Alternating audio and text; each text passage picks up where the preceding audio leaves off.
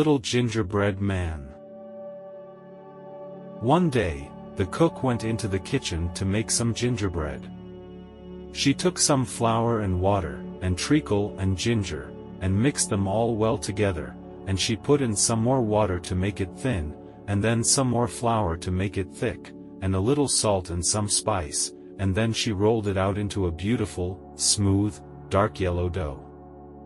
Then she took the square tins and cut out some square cakes for the little boys, and with some round tins she cut out some round cakes for the little girls, and then she said, "I am going to make a little gingerbread man for little Bobby." So she took a nice round lump of dough for his body, and a smaller lump for his head, which she pulled out a little for the neck. 2 other lumps were stuck on beneath for the legs, and were pulled out into proper shape, with feet and toes all complete, and 2 still smaller pieces were made into arms, with dear little hands and fingers.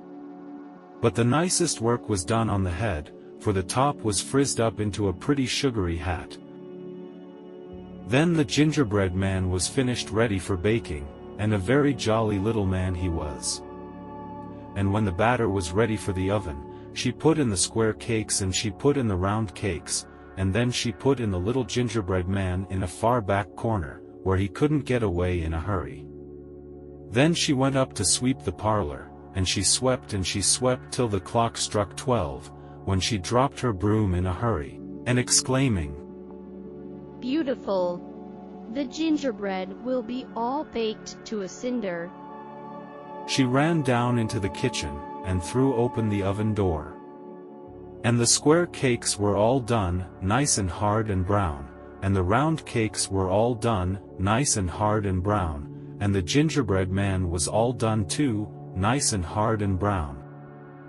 The instant the door was opened, with a hop, skip, and a jump, he went right over the square cakes and the round cakes, and over the cook's arm, and before she could say, "Jack Robinson," he was running across the kitchen floor, as fast as his little legs would carry him, towards the back door, which was standing wide open, and through which he could see the garden path. "Run! Run! Fast as you can! You can't catch me! I'm the gingerbread man!" The old cook turned round as fast as she could, which wasn't very fast, for she was rather a heavy woman and she had been quite taken by surprise, and she saw lying right across the doorway, fast asleep in the sun, old Mouser, the cat. "Mouser! Mouser! Stop the gingerbread man! I want him for little Bobby." When the cook first called, Mouser thought it was only someone calling in her dreams, and simply rolled over lazily, and the cook called again. "Mouser! Mouser! Stop the gingerbread man! I want him for little Bobby." The old cat sprang up with a jump, but just as she turned round to ask the cook what all the noise was about, the little gingerbread man cleverly jumped under her tail, and in an instant was trotting down the garden walk. Mouser turned in a hurry and ran after, although she was still rather too sleepy to know what it was she was trying to catch, and after the cat came the cook, lumbering along rather heavily, but also making pretty good speed.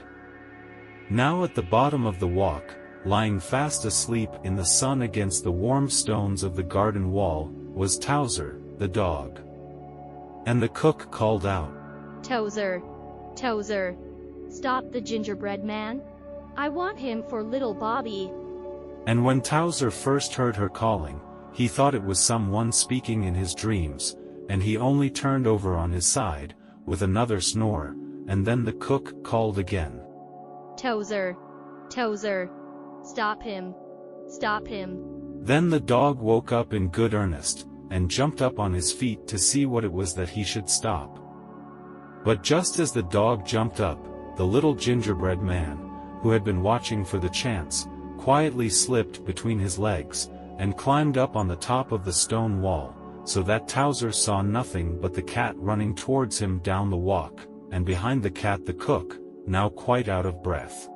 "Run! Run! Fast as you can! You can't catch me! I'm the gingerbread man!" He thought at once that the cat must have stolen something, and that it was the cat the cook wanted him to stop. Now, if there was anything that Towser liked, it was going after the cat, and he jumped up the walk so fiercely that the poor cat did not have time to stop herself or to get out of his way.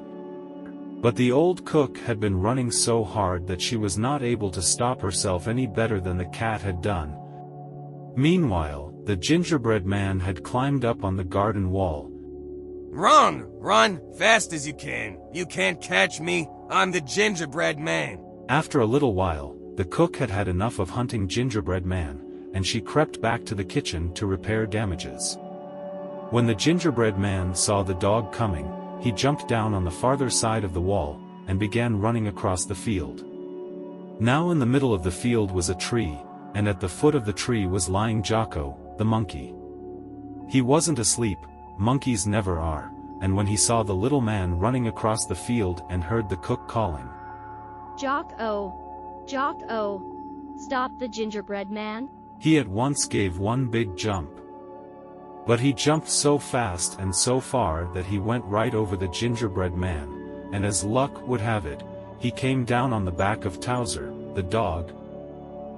Towser was naturally taken by surprise, but he turned his head around and promptly bit off the end of the monkey's tail, and Jocko quickly jumped off again, chattering his indignation.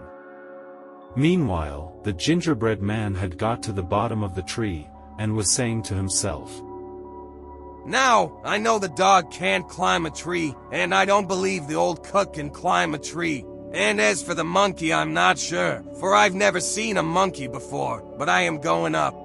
So he pulled himself up hand over hand until he had got to the topmost branch.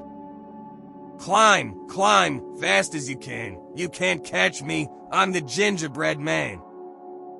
But the monkey had jumped with one spring onto the lowest branch, and in an instant he also was at the top of the tree. The gingerbread man crawled out to the furthermost end of the branch, and hung by one hand, but the monkey swung himself under the branch, and stretching out his long arm, he pulled the gingerbread man in. Little Bobby himself came running up. He had been taking his noonday nap upstairs, and in his dreams it seemed as if he kept hearing people call, Little Bobby, until finally he jumped up with a start, and was so sure that someone was calling him that he ran downstairs. As he came down, he could see through the window in the field beyond the garden the cook, and the dog, and the monkey, and could even hear the barking of Towser and the chattering of Jocko. He scampered down the walk, and in a few seconds arrived under the tree, just as Jocko was holding up the poor little gingerbread man. Drop it, Jocko! Cried Bobby, and drop it Jocko did, for he always had to mind Bobby. He dropped it so straight that the gingerbread man fell right into Bobby's uplifted pinafore. Then Bobby held him up and looked at him.